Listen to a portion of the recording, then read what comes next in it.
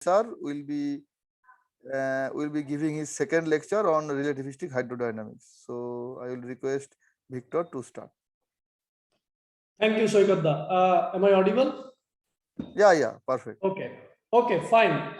So let us start. Today is the final lecture. So I would like to remind you what we have done so far very quickly. So if you remember, the last slide that we discussed in the previous lecture was this one, where we discussed the connection between the microscopic world that is given by the distribution function, phase space distribution function, and to the macroscopic world, that means the fluid variables, which are energy density and pressure, etc. So they are calculated from this microscopic picture by using the definition of T mu nu, and we derive that P is related to the pressure, is related to the energy density as follows. If we consider a Boltzmann gas which is massless, okay, in the massless limit.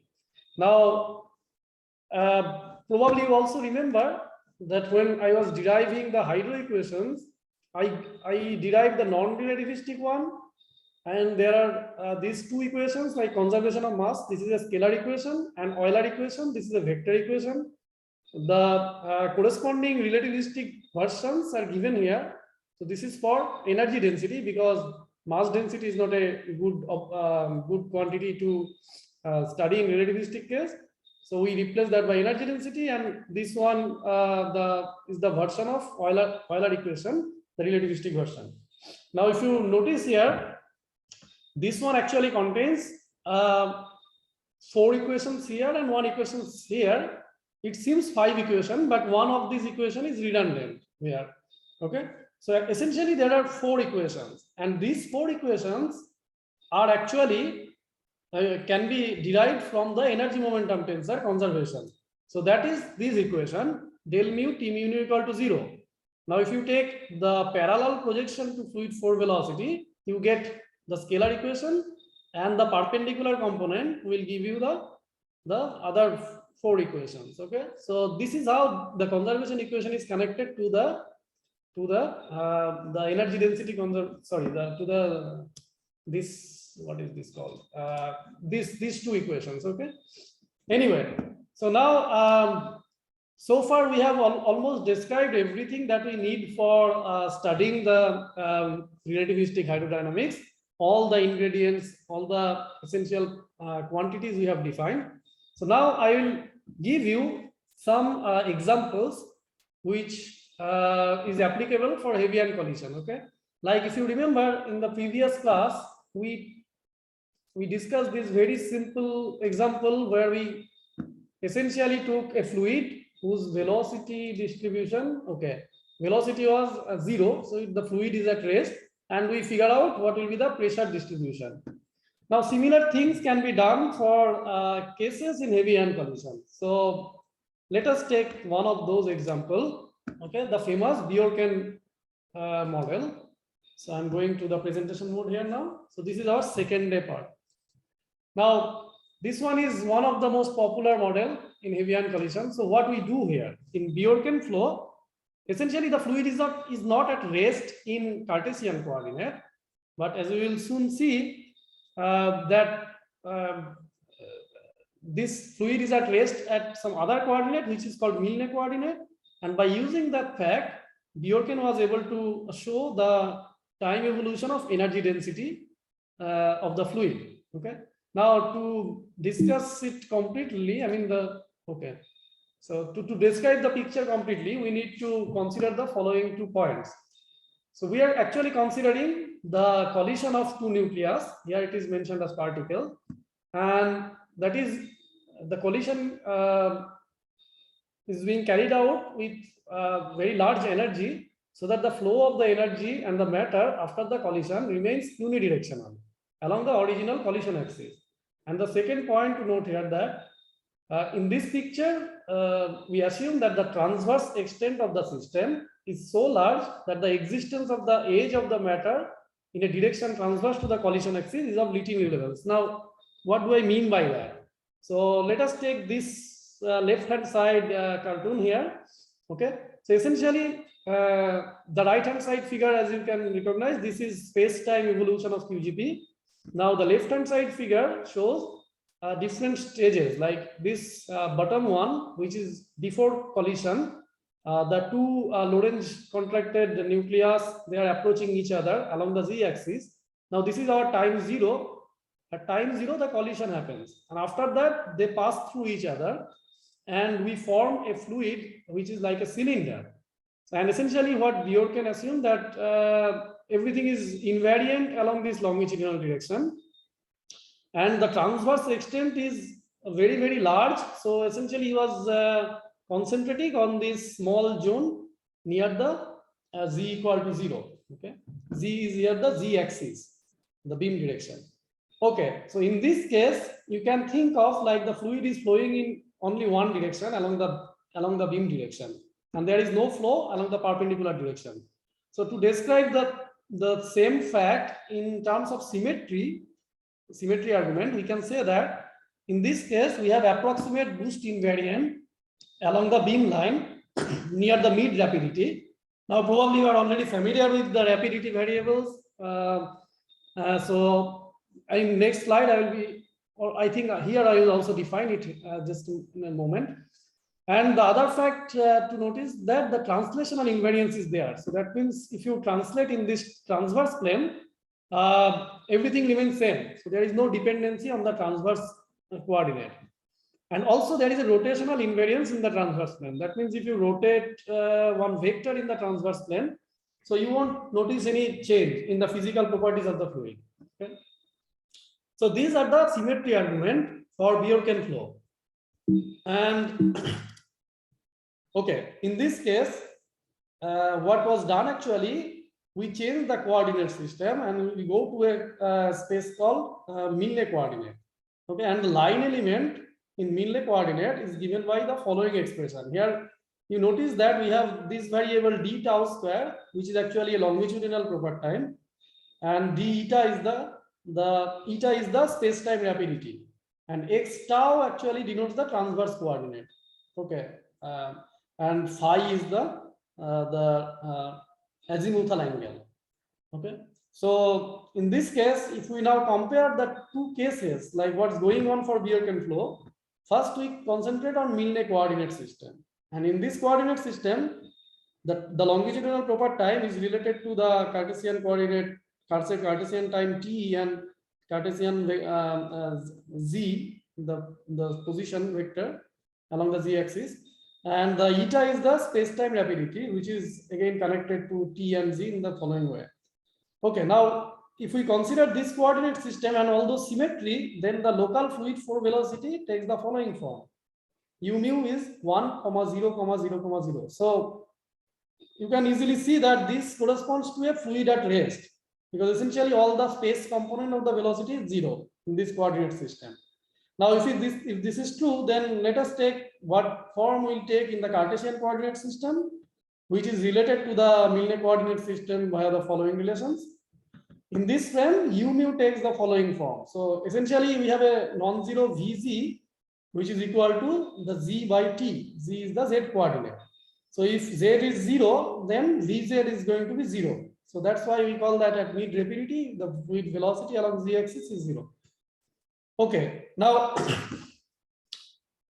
fluid is at rest in the Milne system, so we only need to find the energy density evolution, because if you remember, fluid variables contains the thermodynamic variables and the velocity vectors. So velocity vectors here is defined, that is the assumption made by Bjorken. Okay, so if we calculate now the energy density from the hydro evolution equation, if we employ this equation, and then we will get the solution like this. Here Cs square is the speed of sound. Now if Cs square is 1/3 for a massless gas, you will get epsilon is related to the initial, epsilon is the energy density at time tau. It is related to the initial energy density epsilon naught, and tau naught is the initial time when the hydroevolution starts. Tau is the time at which we are measuring, and you plug in the Cs square here and you get the temporal evolution. Okay, that was the Bjorken flow picture. Now, is that the only picture? No, there are other pictures as well. like Landau hydrodynamics, but I'm not going to discuss that.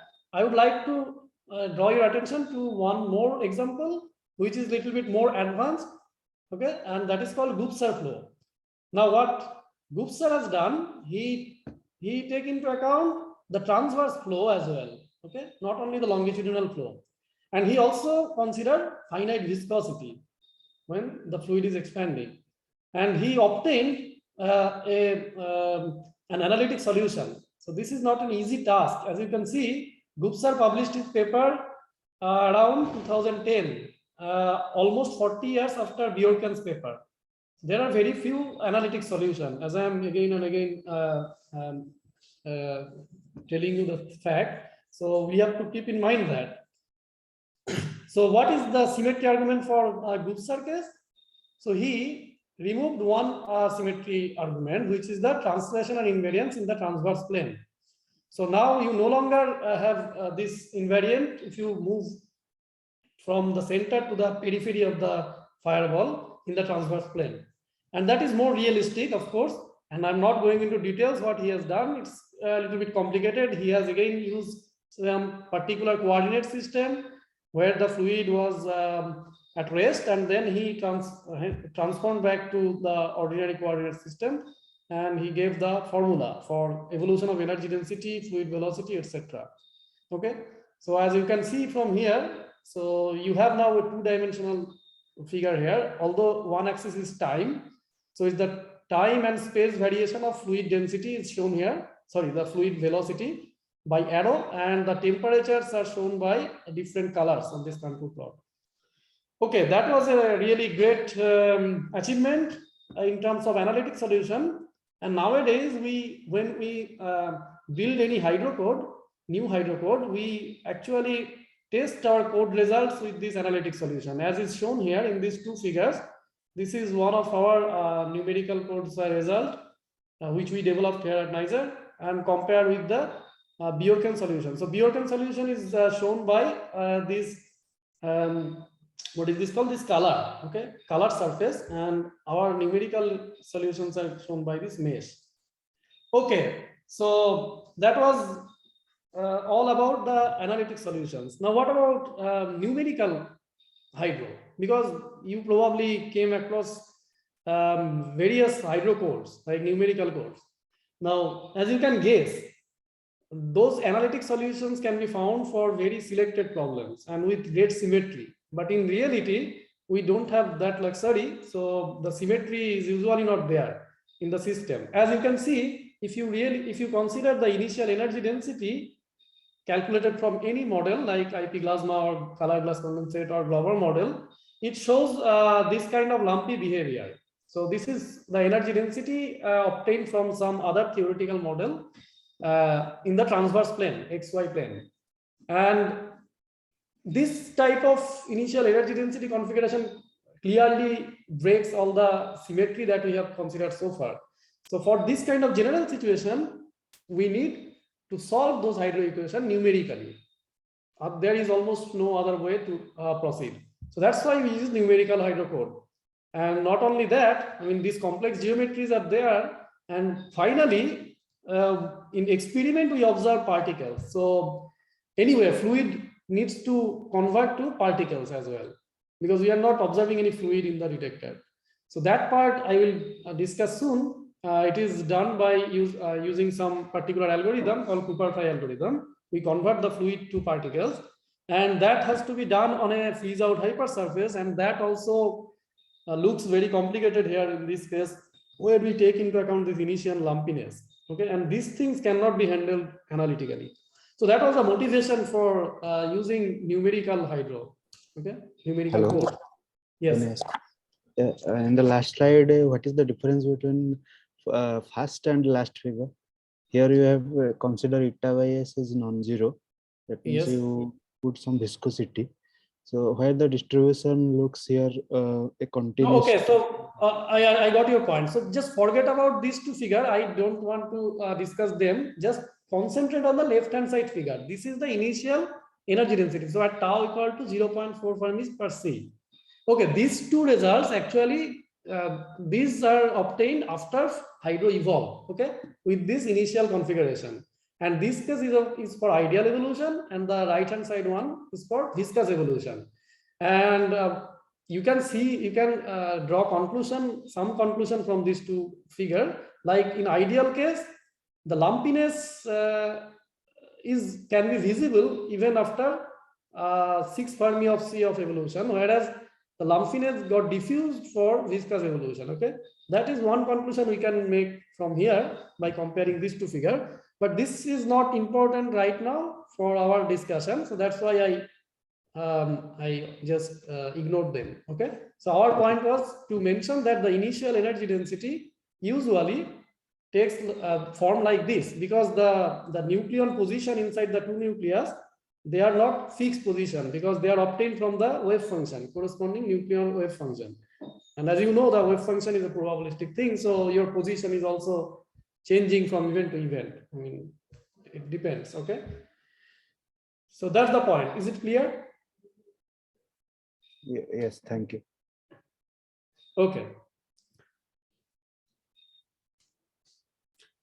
Okay, now that we are almost convinced that we need to use the numerical hydro, now let us see what is under the hood. I mean, I will try to give you some idea here. I initially planned to show you a real code and run it once, but I downloaded music, but it's not running on my computer because there are some library missing. So I then abandoned that plan. But anyway, I will give you some idea what's going on in a hydro code. Okay. So I will do it in next 10 minutes probably, and then I will finish my talk. So, okay, let's start now about these details of my hydro code.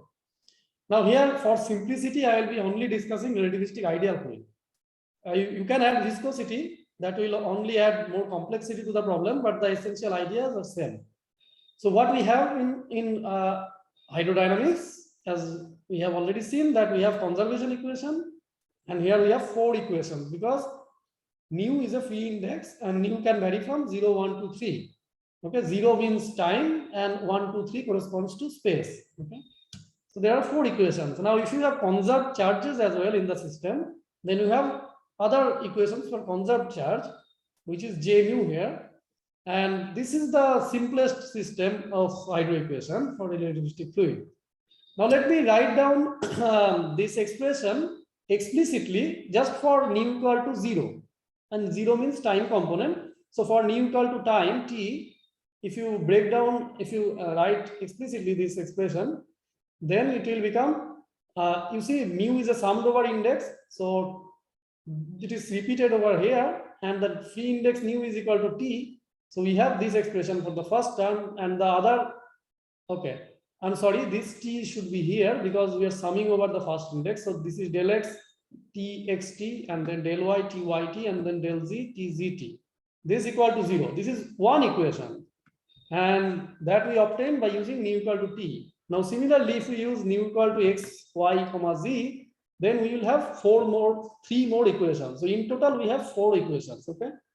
Now when we consider there is no special symmetry, as for our case, so we didn't mention anything about symmetry of the system here up until now. So we have total 3 spatial component of the equation and 1 temporal equation. The temporal equation I have written here, and the spatial part I haven't written here.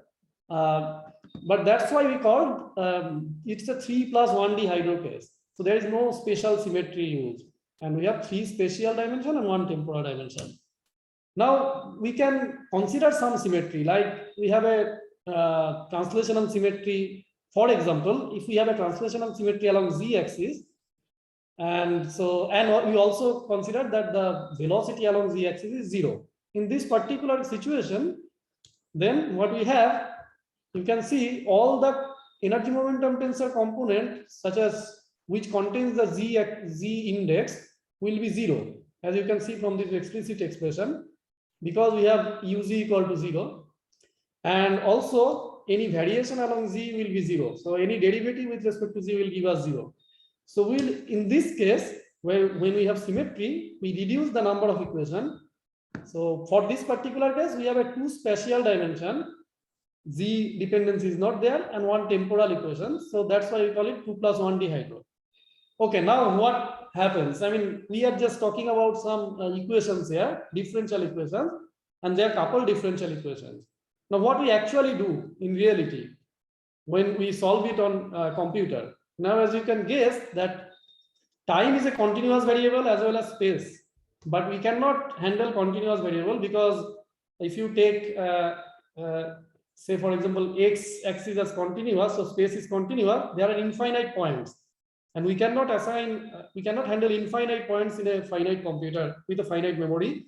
So we usually break down the space and time in different grids, as is shown here. So let's see. So here I have shown xy plane and t axis, the time axis is along the z axis, okay, on the z direction. Okay, and we usually break down this xy plane into different grids like this, and we only evaluate quantities on the grid points. I will show you in details in the next slide. But anyway, if we can divide our space-time like this, then we can solve the differential equation, but transforming them to their difference form, okay, not in continuous form. So our job here, when we solve hydro, so given any energy momentum tensor component, so we need to know what are these T mu nu at initial time, so at time t equal to 0, on the space-time grid, particularly if you fix your time, then it's on the space grid, then you have to evaluate the conserved quantities. These quantities are called conserved quantities because they followed conservation equation, T mu nu and J mu. So we need to solve them for later times. So, and until the system freezes out, okay? So how long it will evolve, how long the hydro will evolve? We have to stop it somewhere. The hydro equation itself doesn't know where to stop. So in heavy ion collision, we give some condition called freeze out criteria. After that, the hydro evolution stop. That is by hand, okay? Now, if you see it graphically, so what we do for a given initial configuration like this circle here, you can think of this as a initial energy density in the xy plane. So we need to know what will happen later time, say t equal to 1, at t equal to 2, at t equal to 3, etc. So this plane is again your space grid, and the time axis is the vertical direction. Okay, that is what is done in actual hydro simulation. Okay, and this I have taken from, I think, Bjorken's paper, and this plot shows you the time evolution. The y-axis is time, and the x-axis is x in Fermi. Okay, this is only one space dimension is shown, and you can see the space-time evolution of energy density. So the red color corresponds to higher energy density, and blue color corresponds to smaller energy density. And you can also see the lines, thin lines here, which tells you the constant temperature surface. So we usually check where the fluid achieves this constant temperature. If we can set that as a freeze out temperature, after that there is no fluid evolution. Okay. Okay. Now, let us discuss this thing in a little bit more details, because this is the central part of any hydro code. So let us take an example where we have some particular symmetry which is called boost invariant, that is eta symmetry. In this case, the hydro equations, as you probably remember, that if there is a symmetry, the number of equations reduces. So we have 3 energy momentum conservation equation. So it's a 2 + 1d hydro, and the last equation corresponds to the conservation of charges if there is any conserved charge. Okay, we have written these hydro equations in a particular form, and this right hand side corresponds to some source term. Okay, but these details are not important. What is important here to notice is that these coupled differential equation you need to solve numerically. Now, how to solve them numerically? That is the important point. Okay, and here I would like to give you some idea about the initial condition that is used in hydro. What is initial condition and what information we require for that? Say, for example, we are considering these conserved quantities T mu nu and J mu, but they are actually related to fluid variables such as energy density, pressure, fluid flow velocity, etc. Right, and the metric tensor. And here for the conserved charge, it contains the conserved charge density n. Okay. So if you can define this, all these components, so T mu nu has actually 16 components if you consider full 3 plus 1 dihydro, and the number of component reduces if you have symmetry. If you can define all these conserved quantities on space grids at initial time, then you are just essentially solving this equation on each space time grid point, all these grid points, to obtain what is going on at later time. So this will evolve, this particular point will evolve to a later time like this. And for the initial state, we need to define what is energy density. Okay, that is obtained from Glauber model or CGC or IP Glasma, etc. And these models are independent of our hydro. They are a completely independent theoretical models, and we calculated this energy density from those models. And the pressure in this expression is then obtained from the equation of state. Now we have to also specify equation of state. What kind of equation of state we are using? Either it's a first order or a crossover. It is obtained from lattice or a combination of lattice and HRG, etc. Okay, and u mu initially we usually take 0 in the transverse plane. That means no initial fluid velocity. And for most of the cases, we take Bjorken model for the longitudinal direction. Okay, and this coupled differential equation, to solve them numerically, we need specialized algorithm such as Shasta, Kurganov-Tadmor, or Riemann solver, etc. And I'm not going into details of any of these things, but I will show you why we need this specialized algorithm. Okay. For example, if you have ever used music code, then they use this particular Kurganov-Tadmor algorithm to solve this coupled differential equation. But in our hydrocode, we use Shasta algorithm. Okay. Now let us look at the details why we need this specialized algorithm. For that, I have chosen here a very simple differential equation, which is called advection equation. And this is a one-dimensional advection equation. Again, this is a differential equation, and here Q plays the role of a conserved quantity. V is the velocity, and it's a one-dimensional system, so we have only Vx.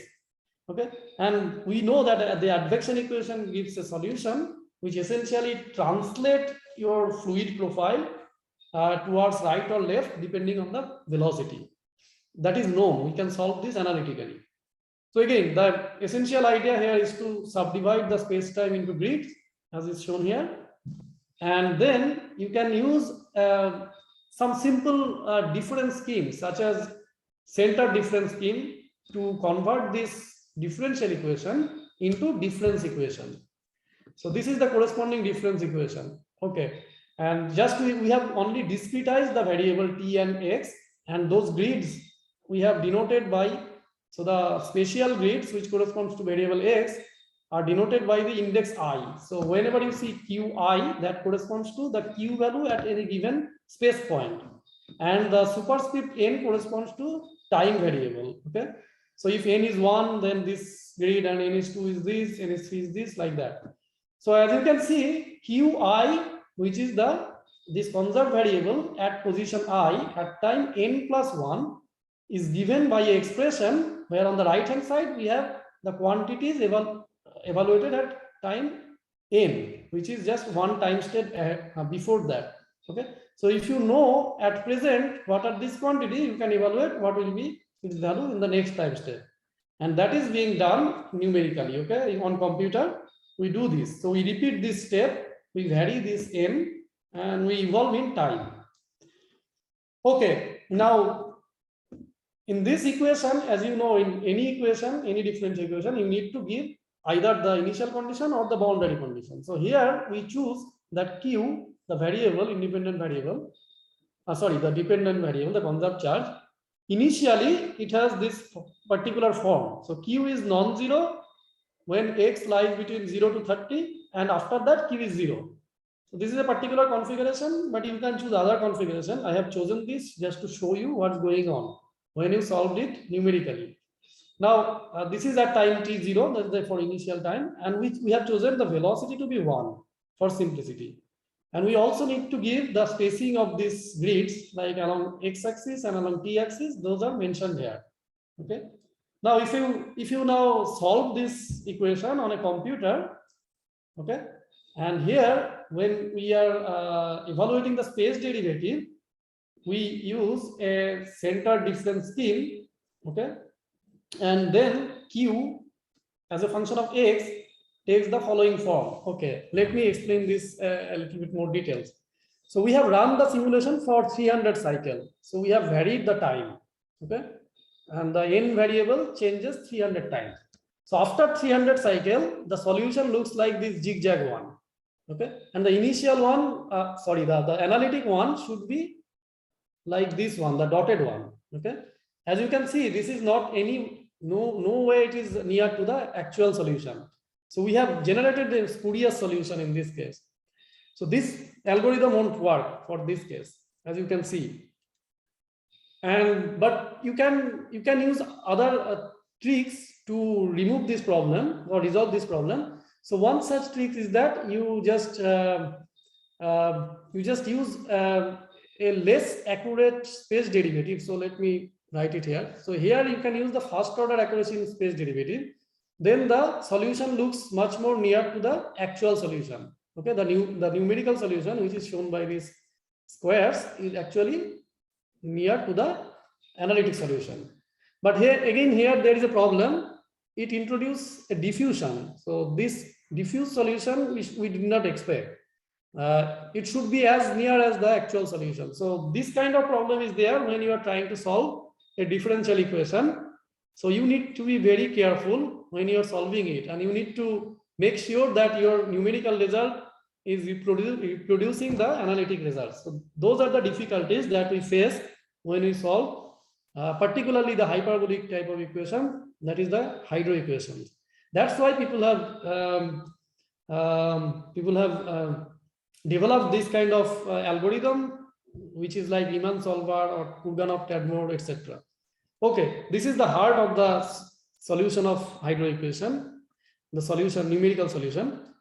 Okay, now as I mentioned, we need to stop the hydro evolution somewhere. We cannot go on forever. As you already know that even in heavy ion collision, after a certain time, particle freezes out and it comes to detector. So that part, we call it as a Cooper fry. We call it as freeze out of the fluids. Okay, and we usually use Cooper fry formulation. What is that? If you know fluid information, so from hydrodynamics, so this is the expression of the invariant yield of any hadron, and the right hand side contains the distribution function, single particle distribution function, and the freeze out hypersurface. Now again, I'm not going into details, but just remember that when we are in three-dimensional space, if you want to see the constant temperature contour, then it will be a two-dimensional surface. And there are, if you consider Cartesian coordinate, then you can have three different surface. I mean, just to give you some idea, like if you are in 3 dimension, you have 3 different surfaces. And if you are in 4-dimensional space-time, you end with 3-dimensional hypersurface. And there are many hypersurfaces. The number of hypersurfaces increases because you have more dimension here.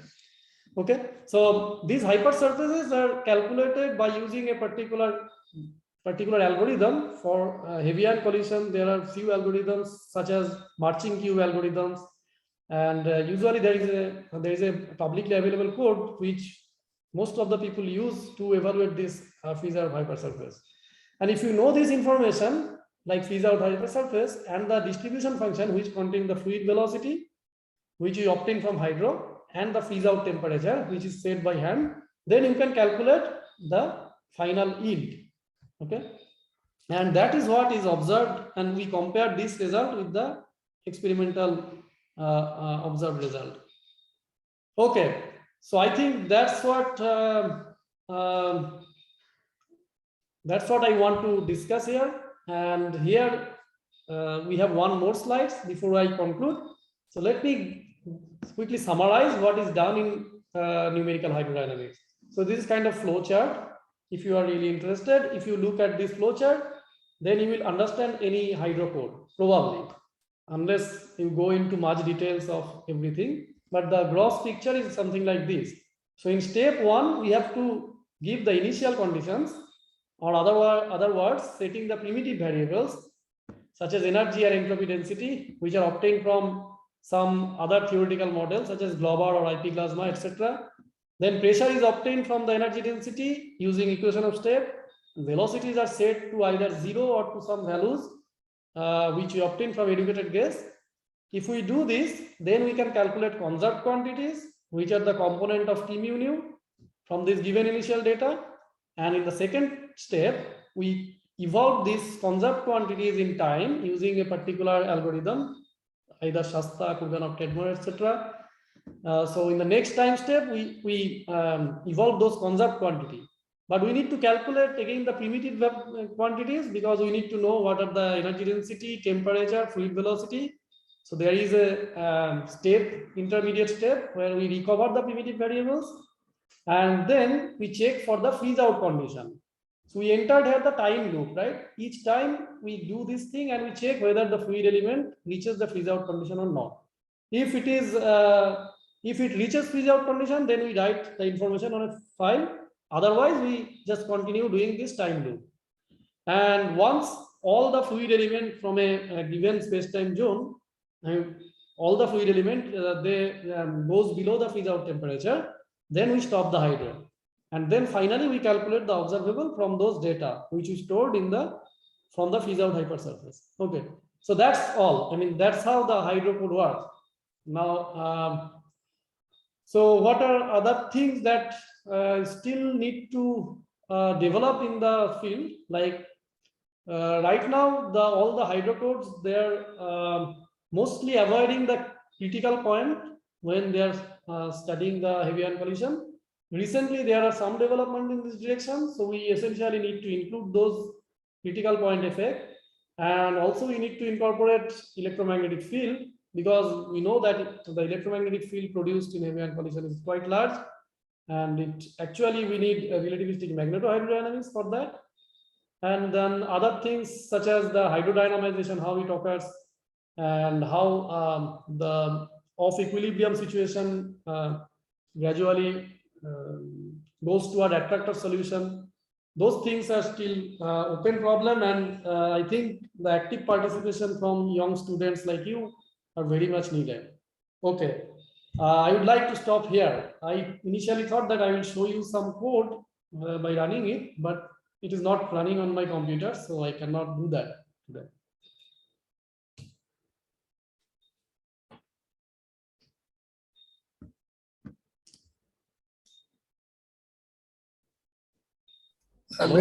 Victor, can I ask a quick question?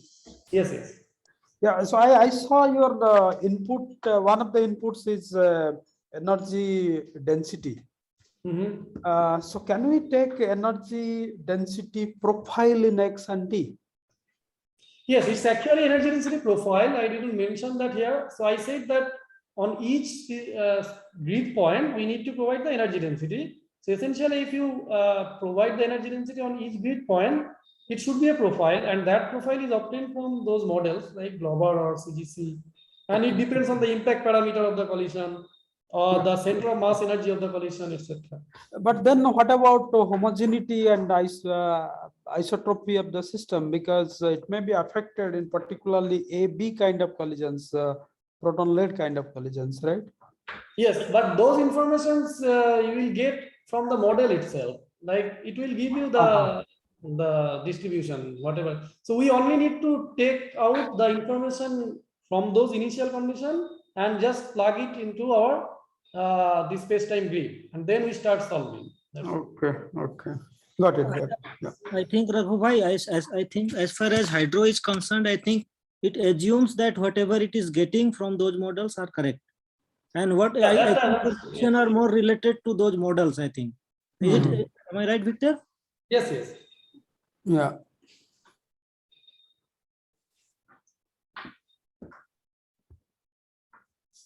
I thought I will finish by 30 minutes, but I took 10 minutes more. It's good. Plenty of time for discussions, students' Right. questions. Yeah. Hello. Hello. Yes.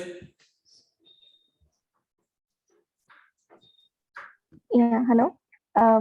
Yeah, I had just two basic questions. So one question from the previous lecture, actually yesterday's. So there was a plot where you showed time. Yeah, it was on, I think, how is these hydrodynamics connected to HIC. I think that was the slide where you were showing. Yeah, particularly. So here we see that epsilon x is going down uniformly with time, but this epsilon p is somehow like saturating after some time.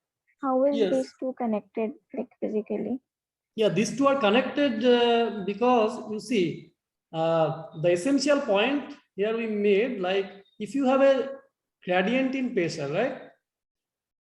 Then there is a force which drives the fluid. Now, here you need to take into account the anisotropy in the gradient in pressure. So essentially, if you look the pressure gradient along x-axis and y-axis, if there is a difference between them, then the acceleration in those two directions will be different. Okay, that's the first point. So initially we had this almond shape. That's why we have a anisotropic pressure gradient, and that's what drives the fluid differently in different directions. But as time progresses, so this shape, because this x-axis, along the x-axis, the acceleration is more, this will be elongated as a function of time compared to the direct y-axis direction. Okay, so this zone will gradually become circular, and that's exactly what you see when you study the epsilon x. So the eccentricity is going down. So this zone, the almond shape is getting more and more circular shape.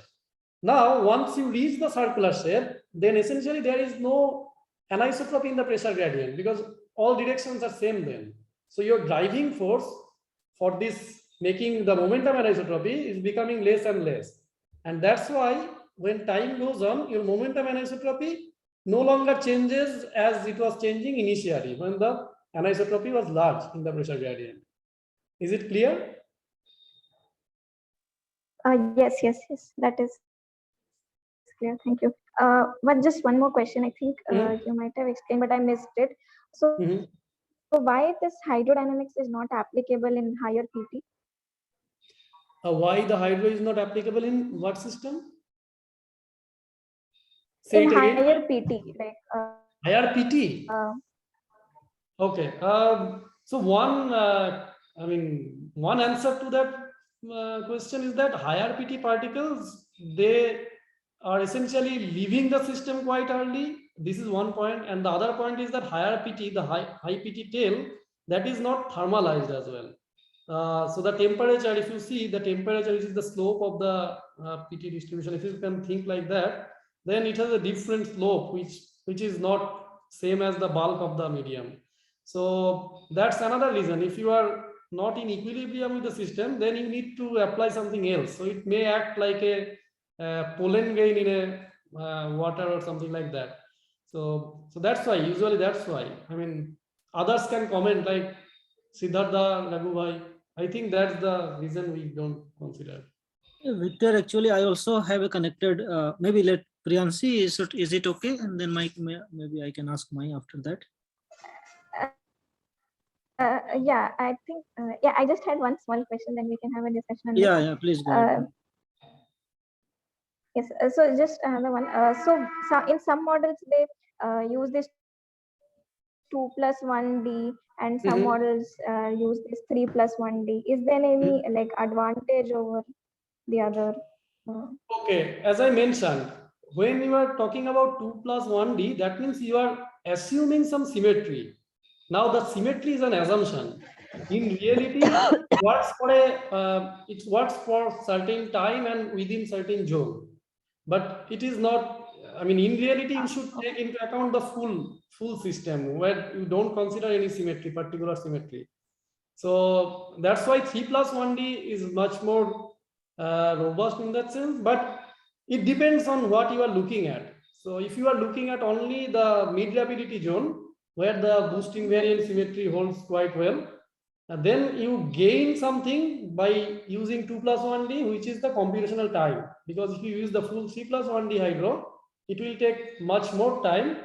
So it is proportional to number of slice increases along the z direction. So so that's the advantage. Okay. So if you are really not caring about what is going on at large rapidity, then you can just go ahead with 2+1D hydro with boost invariant. Okay, if the center of mass energy of the collision is large enough. Okay.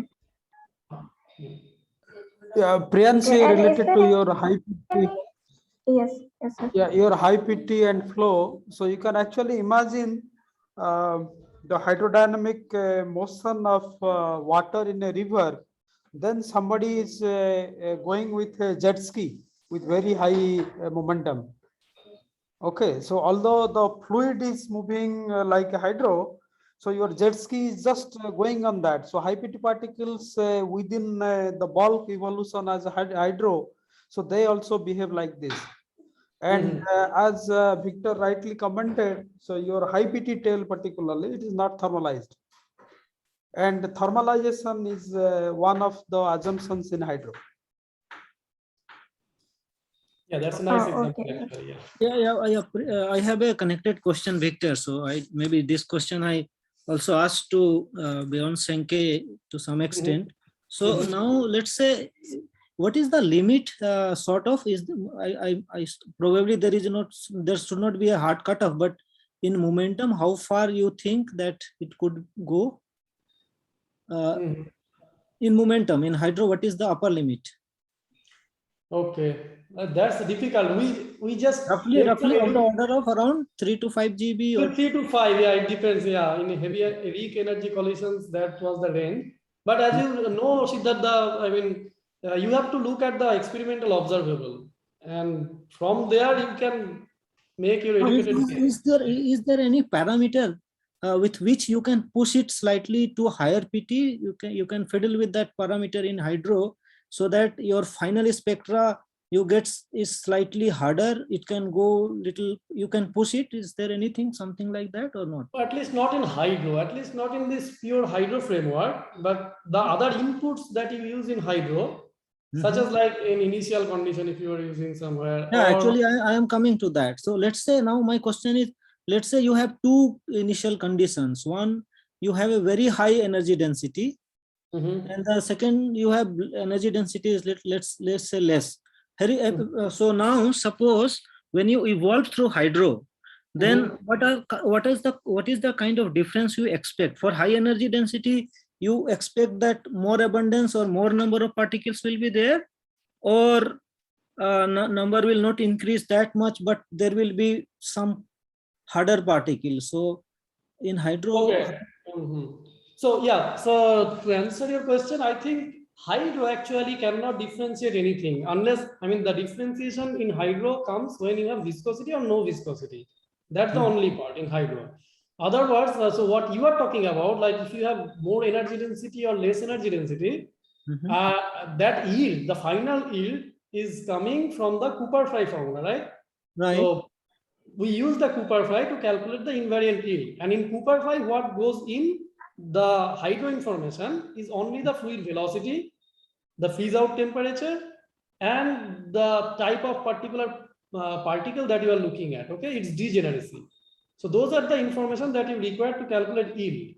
Now you can see if your initial energy density is large and you are running hydro for a certain period of time, so it will drive the fluid velocity, right? The fluid velocity will move if your energy density is initially high compared to the low energy density case. So the driving force is large. So if you have large fluid velocity, that will yield more particle. That is one way to look at it. I mean, the way we use. Okay. Now physically, so it means whatever energy density you give in, so hydro will evolve everything. So in that sense, everything. Now the point comes, like if you have viscosity, then you can generate entropy in the evolution process. So even with a small energy density initial, your final yield will be same like with a initial high energy density and ideal evolution. So that's another point to take into account. So there are multiple factors which are contributing to this. And if you, okay, now if you take high energy density, but if you run it for longer time means you are essentially reducing your freeze out temperature. Right. Then there are two effects. One is the freeze out temperature, which goes into the distribution function, exponential P mu U mu divided by T. That T is becoming smaller, but you are allowing fluid to expand for more time. So your U mu is getting larger. Okay. So that effect, interconnected effect, it will again give rise to some non-trivial phenomena. And moreover, you have complicated hypersurface. So it will, the hypersurface will be also different when you change your freeze out temperature. At least, I mean, some parts will be different. So like this one, as I can show you from this figure, not this one. Yeah, here. If you look at the constant temperature contour, if you set this as to be your freeze out temperature compared to this one, then you can see clearly that the hypersurface is different, right? So the larger one, this one, corresponds to smaller temperature. So your freeze out temperature is smaller here compared to this one.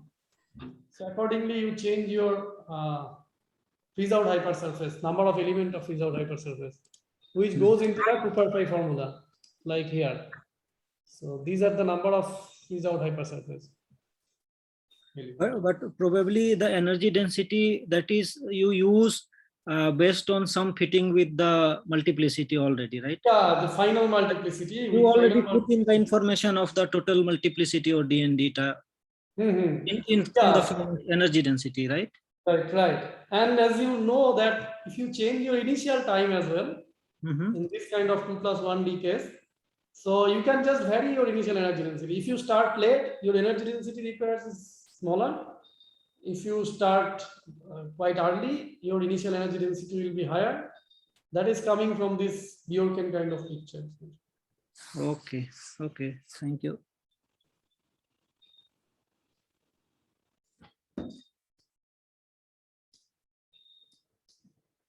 Okay.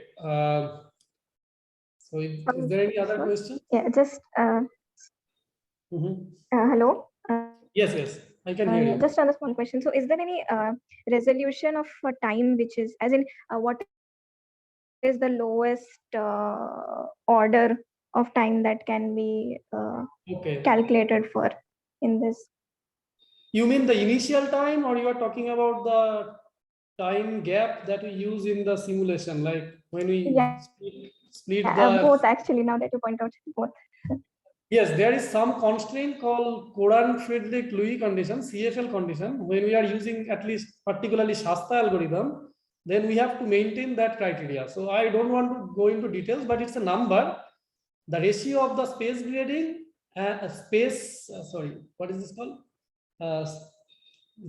Grid size in the space direction and grid size in the time direction, their ratio should be smaller than 0.5 or something. So there is a criteria. Otherwise, the algorithm will give you wrong result. So that is one condition. Now, if you are thinking about initial time, so there is a problem with Bjorken picture. If I go here, right, where I discuss the Bjorken picture. Okay. Yeah. So if you go at tau equal to 0, your energy density required will be almost infinite. So you cannot reach here. Your constant tau hypersurfaces are like this. Or in other words, let me see from here. You cannot say tau 0, 0 here. Okay. Then you will get energy density 0 identically. So that's the problem. I mean, there is a singularity at tau 0 equal to 0 in Bjorken picture. Victor, I have a quick question here. If you look into your energy density profile as a function of tau, I believe once I give initial energy density, it should automatically decide what should be my evolution time till freeze out. Otherwise, it is becoming too much of user dependent. Do you agree? Can you say it again? Like if I give the initial energy density and then? Yeah, so if initial energy density is one experimental observable, right? So because that depends upon your entropy density, which is dH charge by d eta, so I can estimate energy density. Yes. Once I give energy density and equation of state, which is reflected in CS square, so then whole space-time evolution in hydro should be self-driven, right?